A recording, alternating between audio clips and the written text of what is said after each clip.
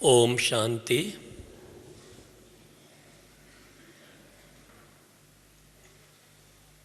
हम सभी बाबा के बच्चे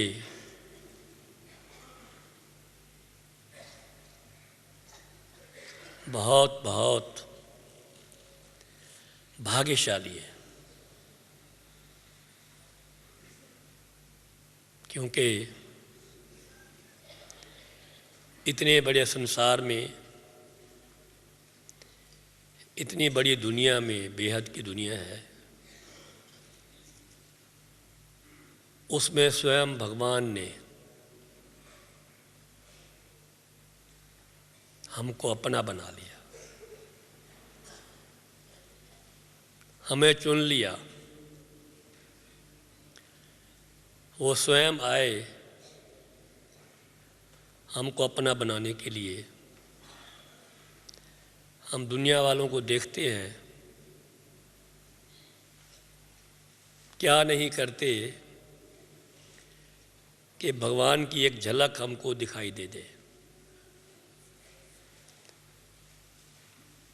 यदि उनको दिखाई दे दे तो कहते हैं बस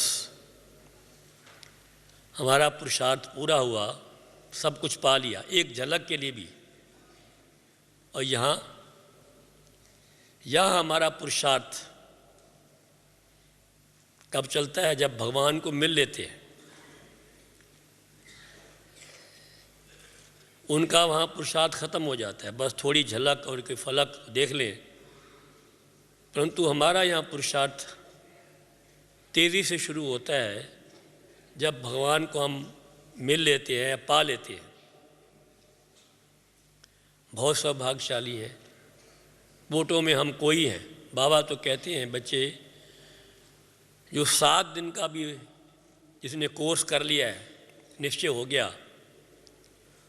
कि भगवान ये है, आया हुआ है, वो भी बड़े बड़े ऋषियों मुनियों से, बड़े बड़े से बहुत आगे है, ऊंचा है, उसको ज्ञान तो मिला।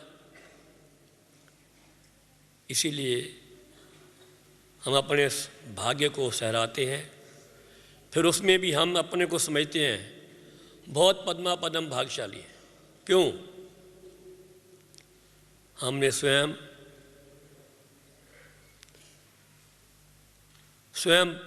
भगवान का जो रथ, भाग्यशाली रथ, आदि देव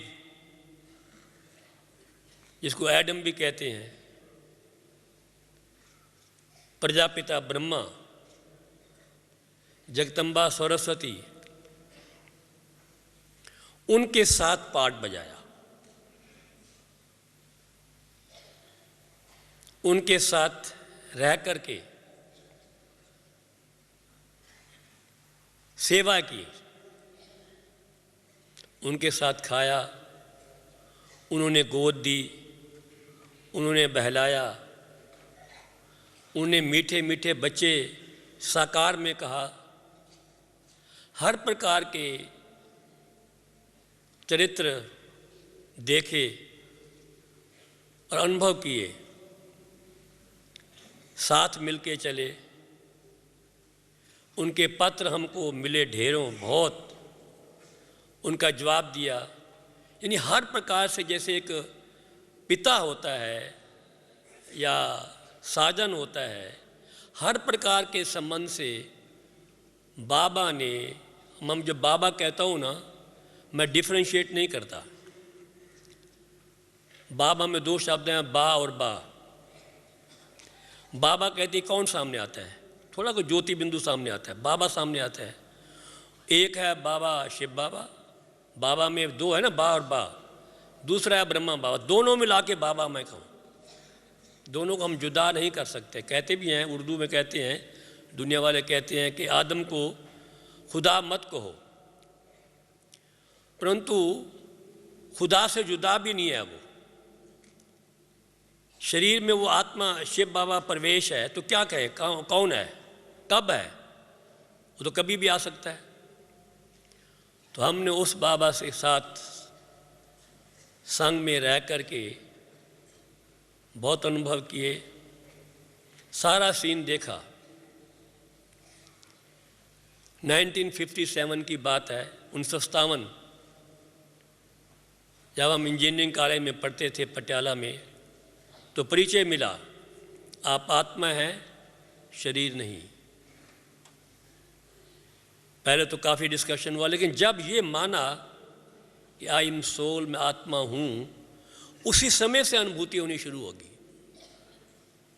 वो लिखना शुरू किया, I am soul not body, बहुत लिखा।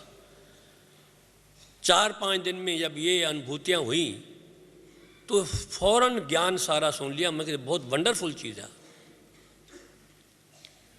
भले हमने भक्ति बहुत ज़्यादा नहीं की थी इस जन्म में, लेकिन सब सुख साधन होते हुए भी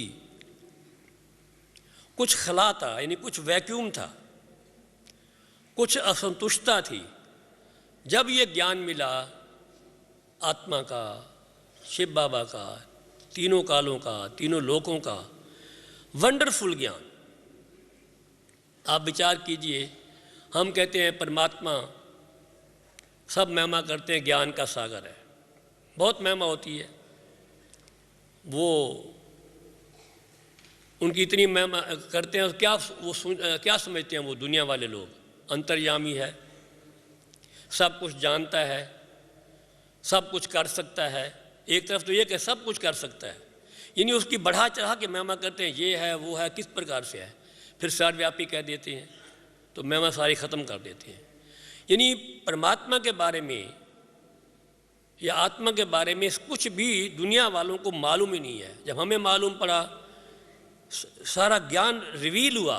ये जो ज्ञान है, निश्चय का आधार क्या? नॉलेज। पहले ये ज्ञान जो है बुद्धिगम्य है, साइंटिफिक है, अनुभूति युक्त है और बड़ा सहज है, बहुत सिंपल है, माताएं भी समझ सकती हैं, कोई मुश्किल बात नहीं है।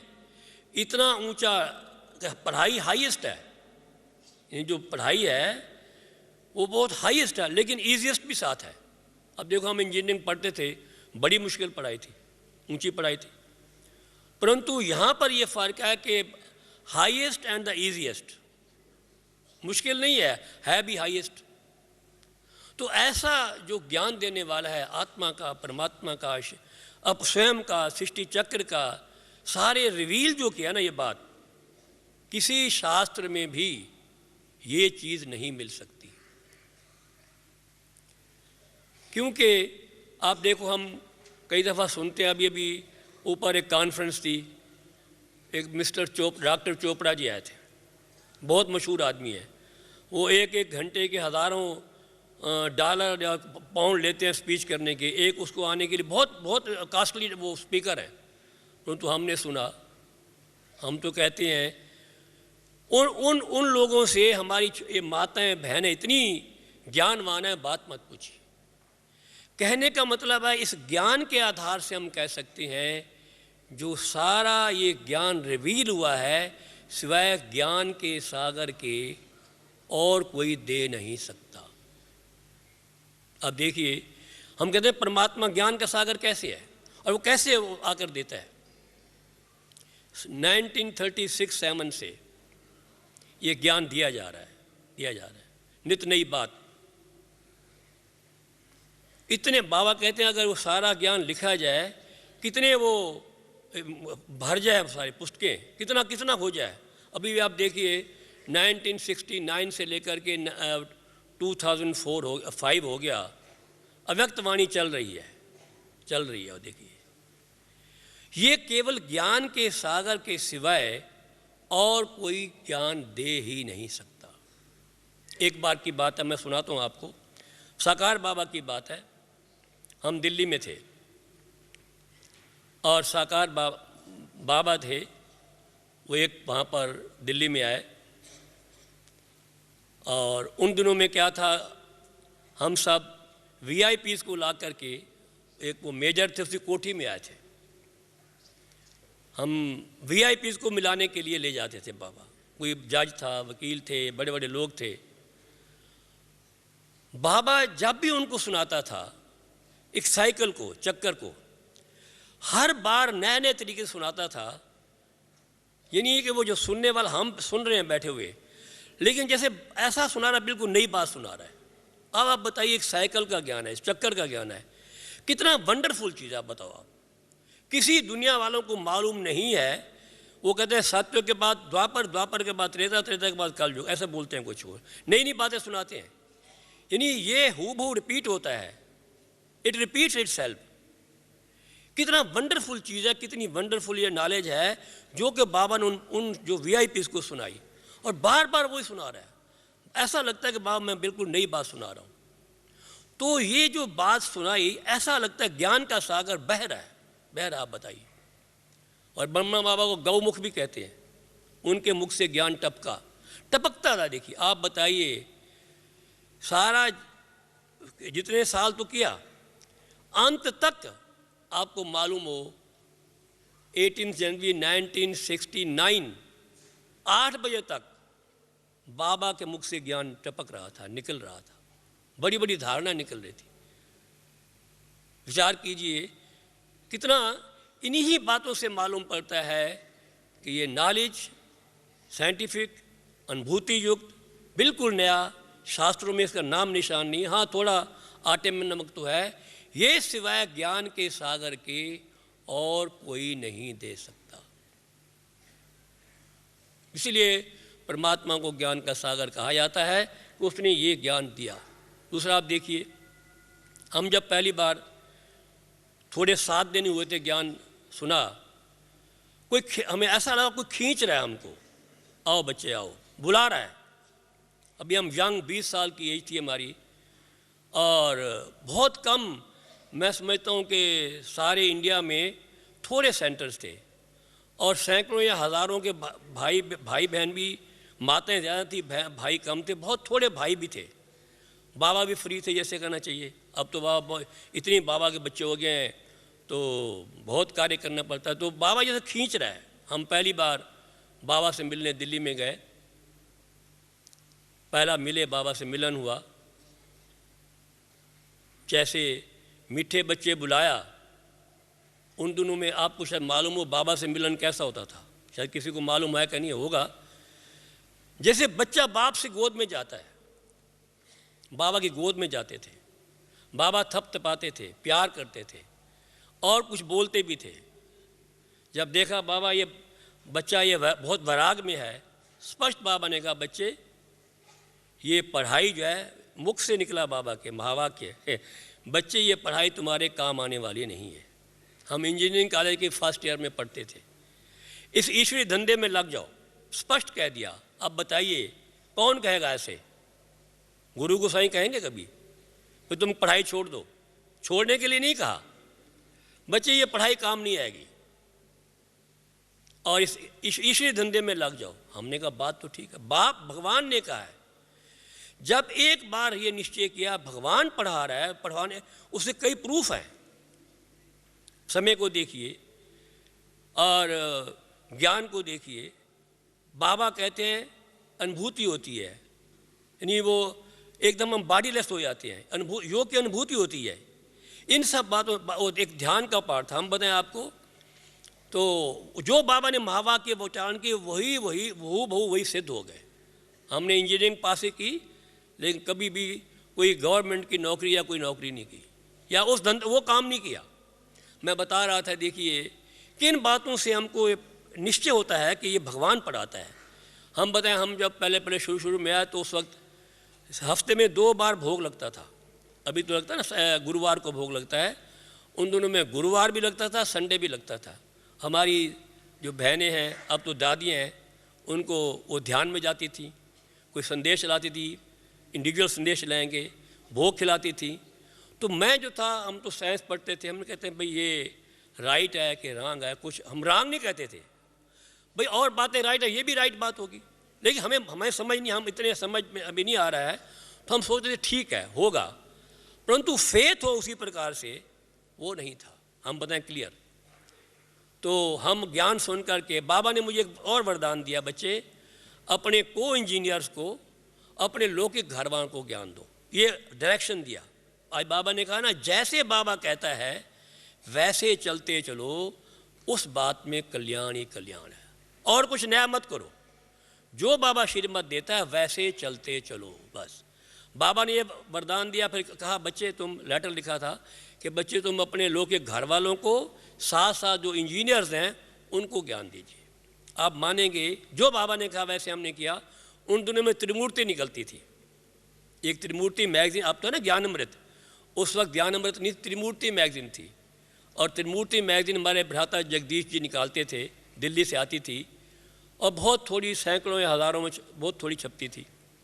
हम वो लेते थे। उसमें क्या होता टॉपिक, एक पेज खोलेंगे क्या होगा, परमात्मा सर्वव्यापी नहीं। दूसरा खोलेंगे गीता का भगवान श्री कृष्ण नहीं। चौथा यही ज्ञान की डायरेक्ट पॉइंट होती थी। बाबा कहते डायरेक्ट लोगों को समझाओ। हम वो लेते थे। बाबा ने कहा तुम अपने को इंजीनियर्स को ज्ञान दो। हमने बस में बैठना और सारी बस में वो मैगज़ीन बांट देना, और जब स्टेशन उतरेंगे उनसे मैगज़ीन वापस ले लेना, और 2-4 को पकड़ना, भैया आपको कैसा लगा, कहता कमाल है तो यार।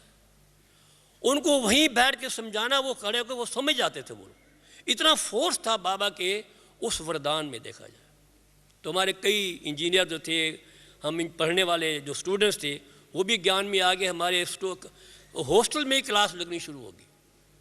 तो इसी प्रकार से हम जब लौकिक घर में गए, उसका भी मैं सुनाता हूँ। तो लौकिक घर वालों को ज्ञान सुनाया। जिस बात का मुझे थोड़ा सा वो निश्चय नहीं था, वो वहीं पर वही हुआ। क्या हुआ, मैं लौकिक फादर को जब दृष्टि दी, ज्ञान सुनाया, वो ध्यान में चले गए। मैं बड़ा खुश हुआ। मैं कहता हूँ यहाँ कोई दादियाँ नहीं, यहाँ कोई बहन भी नहीं, कोई ब्रह्मा कुमारी नहीं जो उनको कोई जादू लगाया कुछ करे, लेकिन ये क्या हो क्या रहा है। उनको उन्होंने कहा कि वो भगत थे, श्री कृष्ण के बहुत भगत थे। वो जब गए और श्री कृष्ण को पकड़ने लगे, वो हाथ में नहीं आया। जब वो वापस आया, उन्होंने कहा कि वो मुझे, मेरी श्री कृष्ण को देखा था लेकिन मैं उसको पकड़ नहीं सका, हाथ ही लगा सका। फिर आपके बाबा भी ज्ञान में थोड़े थे, आपके बाबा मिले। उन्होंने कहा कि तुम अगर जब धारणों पे चलोगे तब तुम्हारे गोद में श्री कृष्ण आएगा।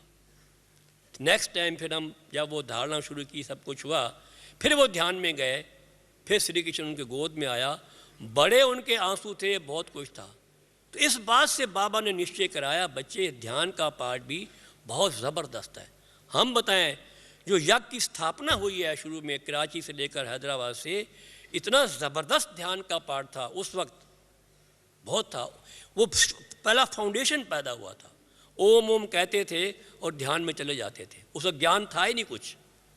तो ये भी एक इस पाठ को देख कर भी, हाँ ये स्वयं जो दिव्य दृष्टि विदाता बाप है, स्वयं परमात्मा, यही सारा कार्य करा रहा है। अगर आप हिस्ट्री देखो, अभी एक किताब छपी है, हमारी छप रही है, अभी कल उसका उद्घाटन कराना है बाबा से, भाग्य विधाता। उनमें उसमें बहुत भाई बहनों के अनुभव उन्होंने लिखे हैं बाबा के साथ। वंडरफुल बुक है वो। कैसे वो आकर के इतनी उनको सहन करना पड़ा, लोगों ने उनको तालों में बंद कर दिया, चारपायों से बांध दिया, दौड़ दौड़ करके बाबा के पास आकर के ज्ञान लिया। वो भागवत कैसे रिपीट हुई, वो सारा उसके अंदर है। तो भागवत भी रिपीट हो चुकी है, अब गीता ज्ञान चल रहा है। तो उस बात को भी देख कर कहते हैं स्वयं भगवान का कार्य चल रहा है। अब आप सभी को निश्चय है स्वयं भगवान का कार्य चल रहा है, तो क्या करना चाहिए हमको। जब हम स्वयं कहते हैं, अनुभूति करते हैं, ज्ञान सुनते हैं, योग के अनुभव करते हैं, सारा हम कारोबार देख रहे हैं, इतना बड़ा परिवार देख रहे हैं, तो जब हम कहते हैं स्वयं भगवान कार्य कर रहा है, तो हमारा क्या कर्तव्य होना चाहिए, बोलो क्या होना चाहिए। हमने क्या सोचा उस वक्त, जो बाप का कर्तव्य सो हमारा कर्तव्य, ये निश्चय किया। जो बाप कर रहा है हम उसके मददगार बनेंगे। आप विचार कीजिए, दुनिया में कहते हैं God helps those who help themselves, और यहाँ हम क्या हैं, बड़े सौभाग्यशाली हैं, हम उस भगवान के मददगार हैं, स्वयं ईश्वर के साथ हैं। तो ये उस वक्त निश्चय किया कि जो बाबा कार्य कर रहा है हम वही कार्य करेंगे, ये निश्चय उस वक्त हो गया। तब से लेकर के पीछे नहीं देखा, चलते चले, बाबा से मिले। हम इंजीनियरिंग पास किया, तब बाबा ने कहा कोई दरकार नहीं नौकरी करने की, इस ईश्वरीय धंधे में लग जाइए। तब से हम ब्रदर जगदीश जी के साथ थे, बहुत साल उनके साथ रहे। फिर क्या हुआ, ये आपको मालूम है, अभी रोज़ बाबा की वाणी में आता है, अभी आज भी आता है, कल शायद आया था, प्रदर्शनियाँ लगाओ, छोटी प्रदर्शनियाँ बनाओ, बड़े ये करो, चित्र बनाओ। ये सारा कार्य जो था बाबा ने हमारे ज़िम्मे लगाया। हमें याद है कि पहले बॉम्बे में प्रदर्शनी बनी, फिर हमने एक ऑयल पेंटिंग की प्रदर्शनी दिल्ली में बनाई। हम चित्र लेकर, मैं एक अनुभव सुना रहा हूँ आपको, बाबा छोटा सा भी कार्य कोई बच्चा करके आएगा ना तो इतना ऊपर उठा देगा जिससे कि उसका उल्लास उमंग इतना बढ़ जाएगा, वो आगे जा कर के उसका बहुत बहुत काम करेगा। अभी हम कहते हैं ना, कोई छोटा सा कार्य करते हैं, कुछ नहीं, कई दफ़ा कहा क्या किया आपने, बाबा ऐसे कभी नहीं करते थे। भले वो कार्य कितना भी है, छोटा सा है, कैसा भी है, छोटे से कार्यों को बाबा सफलता को देख करके बाबा इतना उसको ऊंचा कर देते थे कि उसका उमंग उत्साह बढ़ कर के आगे वो बहुत कार्य करता था। ऐसा हमारे साथ हुआ। तो हम क्या किया, हम जब प्रदर्शनी बनाई पहली नहीं, हमने क्या किया, एक चित्र बनवाया सीढ़ी का, फर्स्ट चित्र सीढ़ी का बनवा के बाबा को भेजा और बहुत अच्छा बना था। उस सीढ़ी के चित्र को बाबा देखते ही दादी कुमार का दादी प्रकाश मणि जी दिल्ली से वहाँ पर आए, उनके द्वारा भेजा था। तो बाबा ने देखा, बाबा को बहुत अच्छा लगा। तो तब से बाबा ने लेटर लिखने शुरू किए, बच्चे ये करो, इसमें ये करेक्शन करो। आप मुरली में सुनते ना कई दफ़ा बाबा कहते ये करेक्शन होनी चाहिए, उसमें ये होना चाहिए, ये हो एडिशन करेक्शन बाबा रोज़ कराते रहते थे। तो हम इस प्रकार से एक पेंटिंग बना के लाए, वो प्रदर्शनी की चित्र बना के लाए बाबा के पास। वो हिस्ट्री हॉल छोटा सा, अभी छोटा हॉल है, वहाँ पर रखा। बाबा आए, बाबा ने सारा एक एक चीज़ देखी। बाबा के मुख से निकला, बच्चे मुझे ज़्यादा आर्ट नहीं चाहिए, क्या चाहिए, चार्ट चाहिए। ये बाबा के महावाक्य, क्योंकि मुझे कोई आर्ट दिखा करके, मुझे तो सिंपल चार्ट चाहिए ताकि मैं लोगों को ये अंधों के आगे आईना हो, बड़े बड़े चित्रों, ऐसा बताया। फिर हम सब देखने के बाद बाबा के कमरे में गए, बाबा ने बुलाया, वो सीन देखने। अभी आप जाएंगे, वो बाबा की गद्दी है, बाबा की चारपाई है, अभी भी है वही हूबहू वैसे। मैं नीचे बैठने लगा, बाबा नहीं बच्चे साथ बैठो, मेरे साथ बैठो। मैं तो संकोच कर रहा था, बाबा के साथ गद्दी पर कैसे बैठो। बाबा के बड़े महावाक्य थे, बच्चे जो बाप की गद्दी सो क्या कहेंगे, बच्चों की गद्दी, यहाँ भी और वहाँ भी। कितने ऊंचे, एक छोटे से कार्य करने पर बाबा गद्दी का मालिक बना रहा है, तो कितना उमंग आएगा, उत्साह आएगा। हम छोटे छोटे बच्चे केवल 20-22 साल के थे, तो कितना बाबा ने उमंग उत्साह दिलाया। उसके बाद इस उमंग उत्साह को भर करके कितना कार्य हुआ हम बताएं। जो आप सर्विस देख रहे हैं, ये एग्जीबिशन इतनी लगी, इतनी बनाई हमने, हज़ारों एग्जीबिशन बनी होंगी, सैकड़ों म्यूज़ियम बने होंगे और कितने दसों तो मेले बने होंगे। उस कार्य में बाबा ने हमको निमित्त बनाया। तो क्यों, उस छोटी सी एक जो बाबा की वो वरदान था, या एक वो बाबा की फोर्स थी कि कितना ऐसे पद ऊंच पा सकते हैं, उसे बहुत दिन रात मेहनत करके ये सारा कार्य हुआ। तो मैं कह रहा हूँ, इससे हम क्या लेसन लेते हैं, कोई भी कैसा भी कार्य करता है, छोटा सा कार्य करके आता है, आप उसका दिल छोटा मत कीजिए। कई बड़ी बहनें हैं, उसको और उमंग उत्साह दिलाइए, वाह क्या क्या कर दिया आपने, जिससे क्या हो वो आगे बढ़े और से और ज़्यादा कार्य करे। ये हमारा बाबा को देख करके हमारा ये हम सीखते हैं वास्तव में। एक बार की बात है, हम जब मधुबन में पहली बार बाबा से मिलने के लिए आए, मैं बताता हूँ, आजकल हमारी बहनें उसके बारे में बहुत सोचती हैं। हमारे पास कैमरा था और बाबा जो है ना, वो अभी शांतिवन, अभी क्या नाम, शांति स्तंभ बना हुआ है, वहाँ एक टेनिस कोर्ट था, वहाँ पर बाबा वहाँ खेल रहे थे। हमने बाबा का फ़ोटो लेने की कोशिश की, बाबा ने मना कर दिया, स्टॉप, नहीं निकालना। मुझे बड़ा उमंग था, फ़ोटो बाबा का ले जाएंगे, दिखाएंगे हम। बाबा ने महावाक्य उच्चारण किए, बच्चे ये शरीर तो क्या है, पुराना है। और शब्द और बोले, मैं बोलता नहीं हूँ, ये ओल्ड शरीर है, पुराना है, किस काम का है। और शिव बाबा का तो फोटो आएगा नहीं, क्यों फोटो निकालते हो। हम ना आजकल हमारी बहनें फ़ोटो भेजती हैं हमें ज्ञान अमृत में डालने के लिए, फ़ोटो आना चाहिए, फ़ोटो आना चाहिए। बाबा ने क्या महावतरण किया, क्या कहा, बच्चे ये शरीर तो काम का नहीं है, पुराना शरीर है, और शिव बाबा का फ़ोटो तो आएगा नहीं, तो फ़ोटो लेने की दरकार नहीं।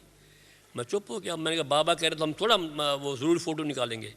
फिर बाबा ने बोला अच्छा बच्चे तुम्हारा दिल रखने की तुम फ़ोटो ले लो, हर्जा नहीं है, लेकिन काम आने वाला नहीं है। इसलिए आप देखेंगे बाबा के बड़ी मुश्किल से फ़ोटो मिलती हैं। जो आप देखें ना अभी ये फ़ोटो देखते हैं आप, ब्लैक एंड वाइट कर करके ठीक ठाक करके कंप्यूटर से ठीक करके, तब क्योंकि बाबा ने ज़्यादा फ़ोटो खिंचवाया नहीं। कहता मैं तो गुप्त हूँ, शिव बाबा का फ़ोटो आएगा नहीं, ब्रह्मा बाबा का शरीर पावन नहीं है, कोई श्री कृष्ण या सलोना शरीर तो है नहीं, क्या करेंगे फ़ोटो। इसीलिए क्योंकि बाबा हमेशा गुप्त रहते थे, निरहंकारी थे, बिल्कुल निरहंकारी। 3 शब्द बाबा ने कहा ना अंत की मुरली में, निरहंकारी, निर्विकारी और निराकारी, ये बाबा थे उस वक्त, उसी प्रकार से थे।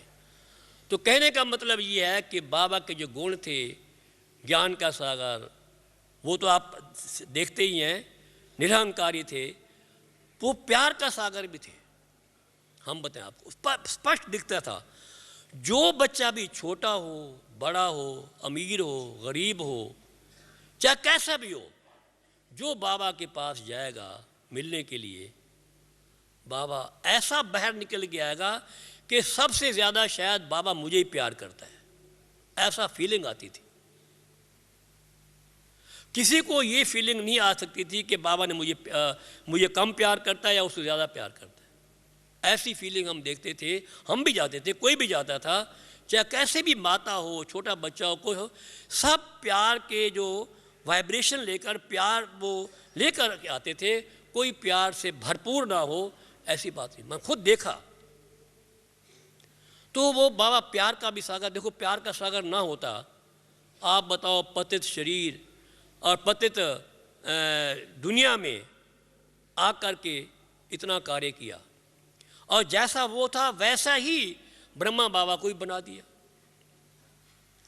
Out of love he has come. पहला हम कहते हैं ज्ञान से पहले भी बाबा ने प्यार का वो गुण दिखाया, जिससे आकर के हमको प्यार के वश आकर के हमको ऐसी दुनिया से निकालने का कार्य करने किया।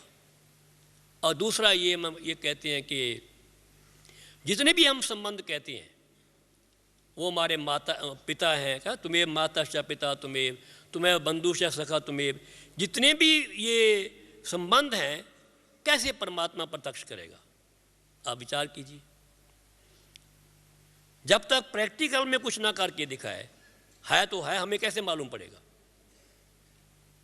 तो उसने ये सारे जो भाषणा थी वो आकर के यहाँ पर साकार में दी। आप बताएंगे कहें कैसे। जब हम बाबा से मिलते थे, अब जैसे बच्चा बाप की गोद में जाता है, उसी प्रकार से बाबा की गोद में जाते थे और पालना की। हम कहते हमें तो साकार बच्चे को पालना करते हैं, हर एक पूछना क्या चाहिए, किस प्रकार, यानी हर एक चीज़ का ख्याल रखना। जब बाप बच्चे का ख्याल रखता है, इसी प्रकार से बाबा ने हम बच्चों का ख्याल किया। अब तो बहुत लंबा चौड़ा परिवार हो गया, तो कितना किसका ख्याल करें। उस छोटा परिवार था, तो बाबा ने हर एक बच्चे का, बीमार है, कुछ भी है, किसी प्रकार से भी है, पूरा ख्याल करते थे। एक मैं इंस्टेंट सुनाता हूँ आपको। आपको मालूम हो कि ये रात्रि के समय जब क्लास के बाद सब सोते थे, बाबा सब बच्चों को देखने के लिए आते थे। आप बताइए, बाप, बुजुर्ग बाप, हम बच्चों के कमरे में आकर देखता था बच्चे ठीक सोए हैं कि नहीं सोए हुए। वो लच्छू दादी आती थी, वो लेके धूप क्या होता है जला, ताकि मच्छर इसमें ना आए, वो आके करते थे। तो बाबा बच्चों की ये भी ख्याल करता था बच्चे हमारे ठीक सो रहे हैं कि नहीं, कौन बीमार है, किस पर। जैसे आज दादी आजकल नहीं पूछती हैं, जो बीमार है हाथ खड़ा करो, पूछते हैं ना। इसी प्रकार से बाबा भी बच्चों का हर प्रकार से ध्यान रखते थे। आपको मालूम है कि जैसे माँ बाप क्या करते हैं, खाना खाते हैं ना, उस हम बाबा के साथ खाना खाते थे। जैसे ब्रह्मा भोजन होता था ना, तो बाबा भी तो बहुत लंबा चौड़ा, थोड़े साथ मिल करके हम बाबा का खाना खाते थे। तो बाप क्या करता है, छोटे बच्चों को खिलाता है ना, वो होता है ना, जो छोटा बच्चा को खिलाएगा, हम भी छोटे बच्चे दोस्त होते हैं, 1 साल 2 साल के महीने, कुछ महीनों के। बाबा हमको अपने मुख में खिलाता था, तो ये कौन खिला सकता है? माँ और बाप, और कोई खिलाएगा? यानी प्रैक्टिकल हमने वो पार्ट बाबा को बजाते हुए देखा, अपने साथ देखा। बाबा बच्चों को क्या चाहिए, कपड़े चाहिए, ये चाहिए, पूरा बाबा ध्यान रखते थे। और देखिए, हम कहते हैं माता है, मैं एक इंस्टेंट सुनाता हूँ।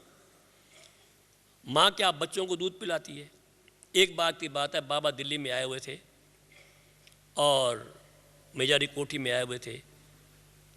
तो बाबा सवेरे सवेरे स्वयं दूध पीते थे, फीका। तो एक बार बाबा ने स्पेशल बुलाया मुझे, बच्चे आओ, बच्चे आओ, क्या करना है, मैं आपको दूध पिलाता हूँ।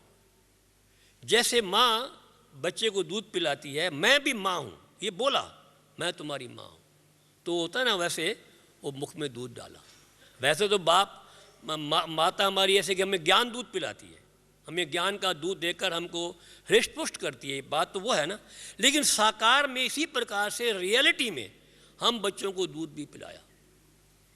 तो कहने का मतलब है बाबा हमारा पिता भी है।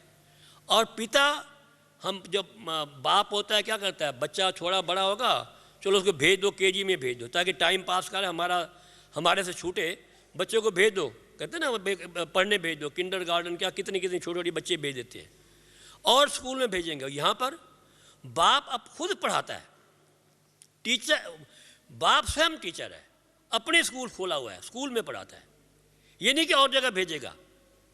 ही is father as well as teacher, खुद ही पढ़ाता है और लगातार कितने साल से पढ़ा रहा है। हाईएस्ट टीचर है, बताओ। यानी स्वीटेस्ट फादर कैसे है? स्वीट पढ़ा करके हमें स्वीट धाम और स्वीट राजधानी में ले जाता है। हाईएस्ट टीचर, खुद बाप बन के टीचर बन के हमको पढ़ाता है और हाई स्टेटस देता है फिर, और खुद ही सतगुरु बनता है, सतगुरु बनकर हमारे अपने घर ले जाता है।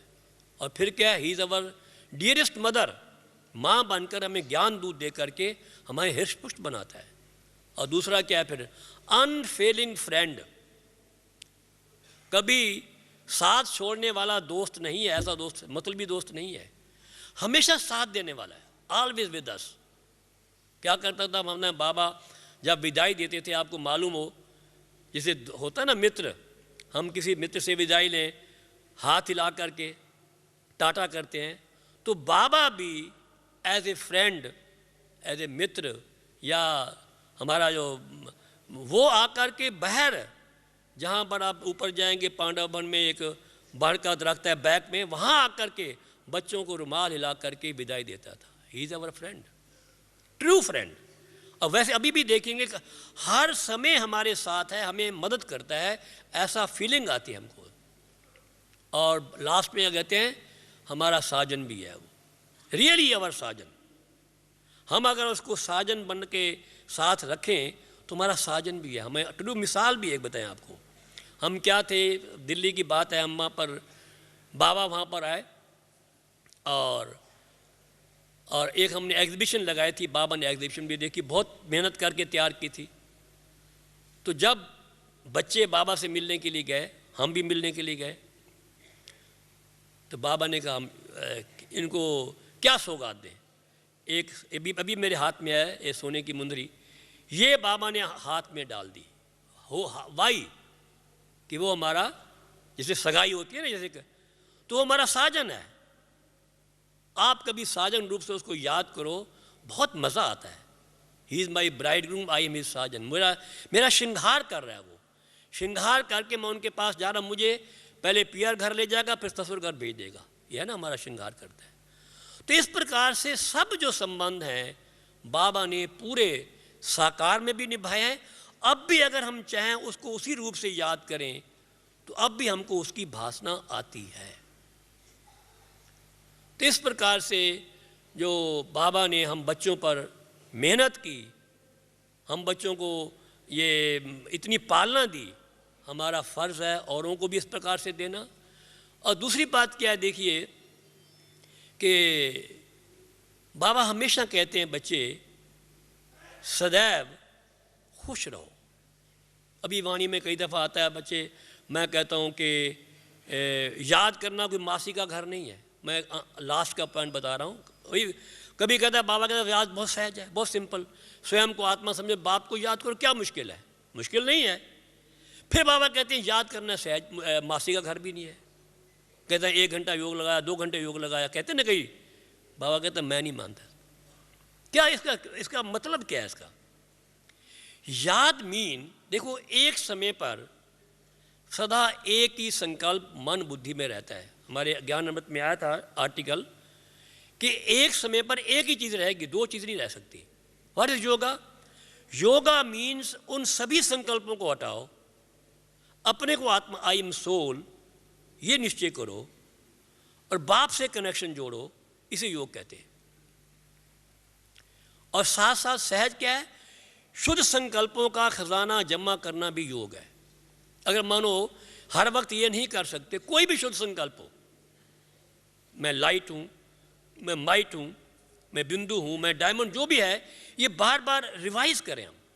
और संकल्प ना हो, अगर और संकल्प तो योग नहीं है। तो बाबा चाहते हैं कि हमारा ये जो शुद्ध संकल्पों का खजाना जमा हो, क्योंकि शुद्ध संकल्पों से ताकत आती है, शुद्ध संकल्पों से बैटरी चार्ज होती है, शुद्ध संकल्पों से विक्रम विनाश होते हैं। अगर हम इन शुद्ध संकल्पों में रमण करते रहें, केवल मैं बिंदु बन के बिंदु देखता रहूं और झुटके खाता रहूं, वो बात नहीं है। यानी कोई रमण करें, हम अमृत वेले को हम सफल करें। बाबा चाहते हैं कि ये जो हमारा व्यर्थ है या जो हमारा नेगेटिव है वो समाप्त हो जाए। भले नेगेटिव ना भी होगा, लेकिन ये क्यों क्या, आज दादी करा रही थी क्लास, क्यों क्या कैसे कब कैसे, वाई जो है ना, ये समाप्त तब होगा जब हम शुद्ध संकल्प में रमण करते रहेंगे। नहीं तो ये बार बार आता रहेगा, आता रहेगा, आता रहेगा। तो बाबा कहते हैं यही अभी हमको करना है कि हम बाबा की याद रहेगा। बाबा 8 घंटे कहते हैं, हम कुछ तो करें, याद में रखें। शुद्ध संकल्प क्या नहीं कर सकता? यू कैन मूव माउंटेन, प्रकृति पर जीत पा सकते हैं। अभी तो प्रकृति हमारे पर जीत पा रही है। अगर हमारे में बहुत समय से शुद्ध संकल्प रहें तो हम प्रकृति जीत, माया जीत दोनों बन सकते हैं। कोई भी शुद्ध संकल्प, अगर घर याद है तो घर वाला याद नहीं हो गया। अभी मैं कहता हूँ कलकत्ता, कलकत्ता कहेंगे तो सब बातें वहाँ की याद आ जाएंगी, आ जाती है ना हर एक को। अभी मैं कहता हूँ परम धाम, तो परम धाम में रहने वाले बाबा भी याद आएंगे, वो भी साथ साथ है। आत्मा का तो आत्मा का वल्द बाबा, वो भी याद आएगा।